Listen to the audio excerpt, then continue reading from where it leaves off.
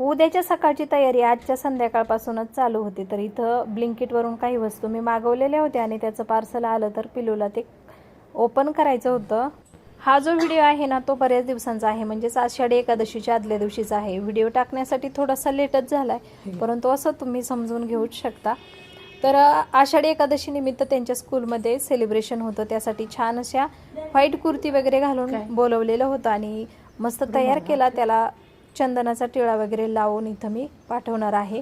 आता तो थोडासा मोठा झालाय, त्यामुळे कानाला वगैरे गंध काही लावून देत नाही, त्यामुळे ते मी काहीच नाही केलं, फक्त कपाळावरती छान असा चंदनाचा टिळा लावला। त्याच्या टिफिनसाठी आज मी बनवलेला होता मस्त असा चीज पराठा। तर जर तुम्हाला या चीज पराठ्याची रेसिपी हवी असेल तर नक्की तुम्ही कमेंटमध्ये मला सांगू शकता। याच पद्धतीने अगदी सिंपल पद्धतीने बनवलेला, परंतु खायला खूप टेस्टी लागतो आणि झटपट देखील होतो आणि हेल्दी देखील आहे। तर इथं आता मस्त असे चीज पराठे त्याच्या टिफिनसाठी बनवून घेतले आणि सकाळच्या काही गडबडीमध्ये सध्या भाज्यांचा इतका प्रॉब्लेम आहे की काय बनवायचं, तर असंच काहीतरी पराठे वगैरे बनवून द्यावे लागतात, जेणेकरून मुलंही टिफिन फिनिश करतात आणि आपल्याला एक समाधान भेटतं की लेकरांनी काहीतरी खाल्लं यासाठी।